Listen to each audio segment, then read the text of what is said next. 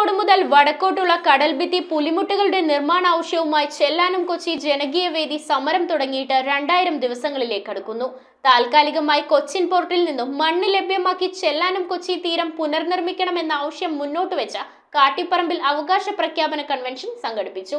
കൺവെൻഷന്റെ ഉദ്ഘാടനം സ്വതന്ത്ര മത്സ്യത്തൊഴിലാളി യൂണിയൻ പ്രസിഡന്റ് ജാക്സൺ പൊള്ളയിൽ നിർവഹിച്ചു. ടെട്രാപോഡുകൾ കൊണ്ടുള്ള കടൽ ഭിത്തി പുലിമുട്ടുകൾ നിർമ്മിച്ച് ചെല്ലാനം കൊച്ചി തീരം സംരക്ഷിക്കണമെന്ന ആവശ്യം മുന്നോട്ട് വെച്ചുകൊണ്ടാണ് ചെല്ലാനം കൊച്ചി ജനകീയ വേദിയുടെ നേതൃത്വത്തിൽ അവകാശ പ്രഖ്യാപന കൺവെൻഷൻ നടത്തിയത്. കൺവെൻഷന്റെ ഉദ്ഘാടനം സ്വതന്ത്ര മത്സ്യത്തൊഴിലാളി യൂണിയൻ പ്രസിഡന്റ് ജാക്സൺ പൊള്ളയിൽ നിർവഹിച്ചു.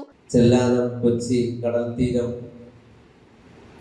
പുലിമുട്ടുകളിട്ട് നിർമ്മിക്കണമെന്നുള്ളതും അവിടെ ദുരന്തം വിധിക്കുന്നത് കൊച്ചി അഴിമുഖത്തെ ശാസ്ത്രീയമായ നിർമ്മിതികളാണ് എന്നുള്ളതും കൂടുതൽ വിവരിക്കേണ്ടതില്ല. അത്രയ്ക്ക് പഴക്കമുണ്ട് ആ വിഷയത്തിന്, ആ മുദ്രാവാക്യത്തിനുണ്ട്. പക്ഷെ ഇന്ന് 7.14 കിലോമീറ്റർ ഏറെ മനോഹരമായിട്ട് പുലിമുട്ടോടുകൂടിയ കടൽഭിത്തി നിർമ്മിക്കപ്പെട്ടു. ആ 7.14 കിലോമീറ്റർ പ്രദേശത്തെ ജനങ്ങള് സുരക്ഷിതരാണ് എന്ന ബോധ്യത്തിലേക്ക് ഒരുപക്ഷെ അവരിപ്പോഴും സമരമുഖത്തിൽ നിന്ന് മനസ്സുകൊണ്ട് പിന്തുണക്കുണ്ടായിരിക്കാം.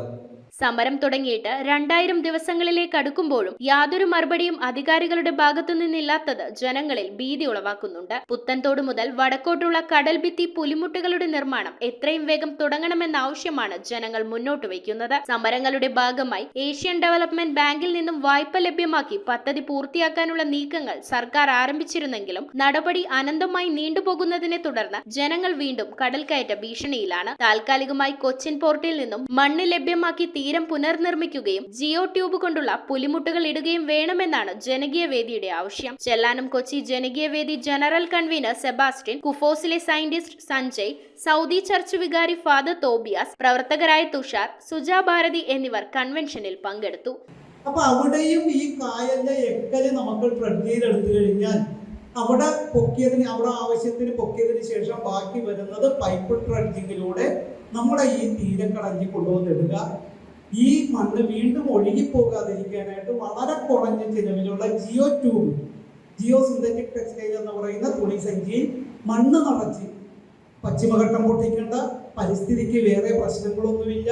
അതങ്ങനെ ചെയ്തു കഴിഞ്ഞാൽ ഇവിടെ എന്റെയും നിങ്ങളുടെയും പൂർവികർ ജീവിച്ചിരുന്ന നമ്മുടെ ഈ കടലിലാണ് നമ്മുടെ പൂർവികരൊക്കെ ജനിച്ചു വളർന്നത്. ആ ഭൂമി തിരിച്ചു പിടിക്കാൻ കഴിയും. News bureau, Kochi. ഓം നമോ ഭഗവതേ വാസുദേവായ ധന്വന്തരയേ അമൃതകലശഹസ്തായ സർവാമയ വിനാശനായ ത്രൈലോക്യനാഥായ മഹാവിഷ്ണവേ നമഃ.